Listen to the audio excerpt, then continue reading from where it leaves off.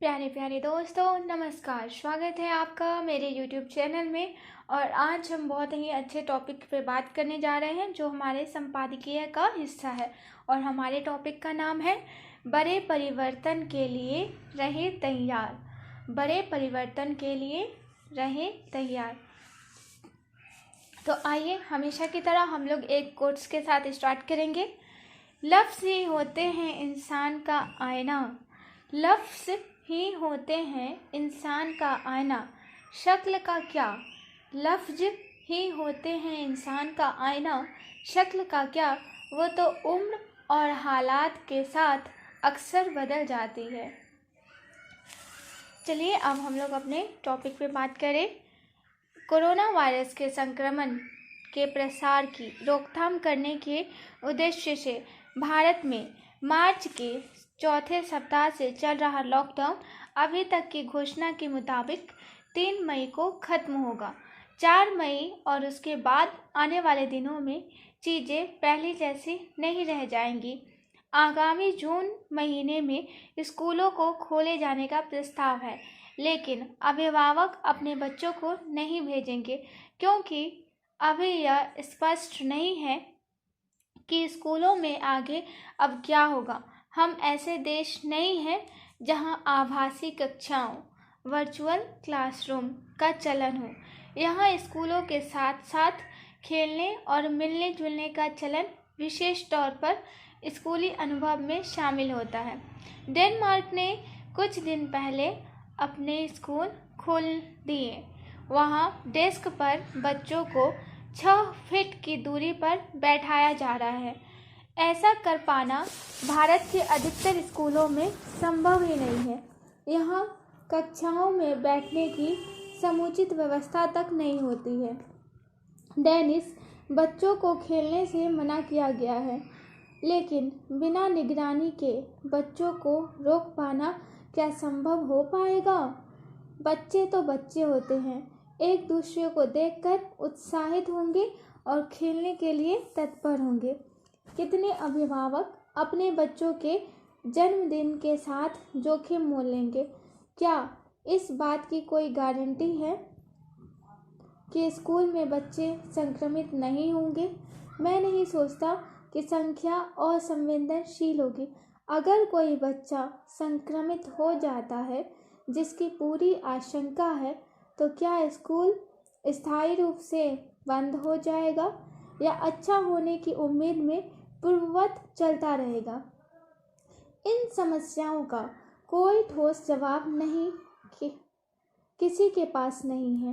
केवल हम यह कोशिश कर सकते हैं कि हमें क्या करना चाहिए, कैसे परिस्थितियां सामान्य हो सके। डेनिस सरकार ने इस मामले में साहसपूर्ण फैसला किया है और आगे बढ़कर काम कर रही है। लॉकडाउन हटाने के बाद जब लोग वापस लौटेंगे तो कार्यस्थलों पर कामकाज का तरीका भी बदल जाएगा।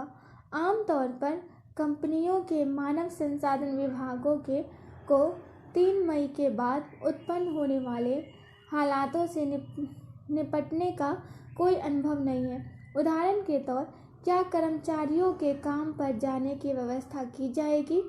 कंपनी के ड्राइवर को इजाज़त मिलेगी? अगर कर्मचारियों को लाते समय ड्राइवर संक्रमित हो जाता है तो इसकी जिम्मेदारी किसकी होगी? ऐसे में कार्यस्थलों पर भी संरचनागत सुधार करते हुए बड़ा बदलाव करने की आवश्यकता होगी। हालांकि ज़्यादातर कंपनियों के पास ऐसा कर पाने की क्षमता नहीं है। दशकों से प्रतिष्ठानों के कार्यस्थलों और सम्मेलन कक्षों को अधिकतम लोगों के शामिल होने के लिए तैयार किया गया है, न कि परस्पर होने वाले संक्रमण से बचाव के लिए। कामगारों की सुरक्षा के मद्देनज़र वे अपने काम को कैसे शुरू कर पाएंगे? एक बार फिर से ये कठिन सवाल है जिसका कोई जवाब नहीं है, क्योंकि पहले किसी को इसका जवाब देने की ज़रूरत ही नहीं पड़ी थी। कार्यस्थलों और कार्यालयों में कोई एकरूपता जैसी स्थिति नहीं है, इसलिए प्रत्येक कंपनी और हर एक संस्थान अपने मुताबिक नियम और कायदे बनाते रहते हैं। इसमें से कई ऐसा कर पाने में सक्षम नहीं है। वास्तविक विशेषज्ञता की जरूरत कानूनी दायित्व, सुरक्षा और बीमारियों की रोकथाम के क्षेत्र में है। मानव संसाधन विभाग के पास ऐसे मामलों में कोई अनुभव नहीं है और न ही किसी अन्य विभाग के पास है। मशहूर लेखक सलमान रुश्दी ने एक बार कहा था कि भारत लोगों की भीड़ है। यहाँ तक कि अगर यह मजाक में कहा गया है तो यह कहना एक हद तक सही है। बड़े स्तर पर भीड़ भाड़ हमारे जीवन का हिस्सा है। धार्मिक स्थानों से लेकर राजनीतिक रैलियों तक और यहाँ तक कि रोजाना के बाजार तक हर जगह भीड़ ही भीड़ है। इन सब के साथ 4 मई के बाद क्या होगा, जब हम जैसा जीवन हम जी रहे हैं उससे एक समाज के तौर पर अचानक हमें छूट दे दी जाएगी। ऐसे तमाम सवाल दिमाग में कौंधते हैं और तमाम तरह की आशंकाएं भी हैं। दुनिया के सबसे असंतुलित समाज में क्या यह बीमारी अधिक समानता या नुकसान की शुरुआत करेगी? स्वाभाविक रूप से माना जाता है कि अमीरों की स्वास्थ्य सेवाओं तक बेहतर पहुंच होगी, लेकिन यह केवल माना ही जाता है।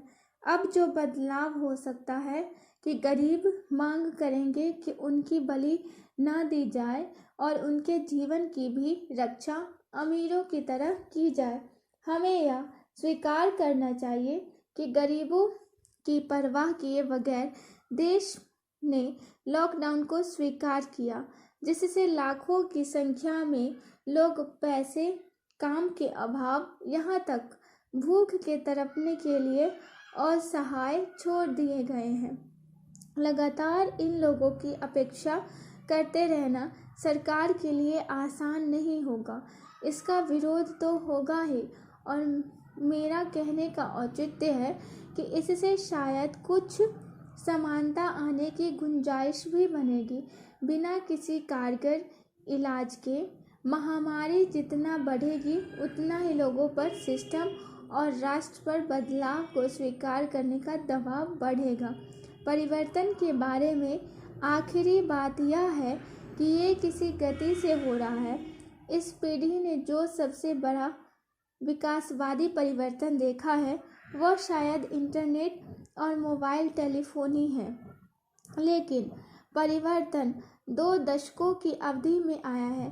लेकिन यह नया परिवर्तन सभी मामले में एक दिन में लागू किया जा रहा है, इसलिए यह बदलाव बहुत सख्त होगा और अधिक दृश्यमान होगा।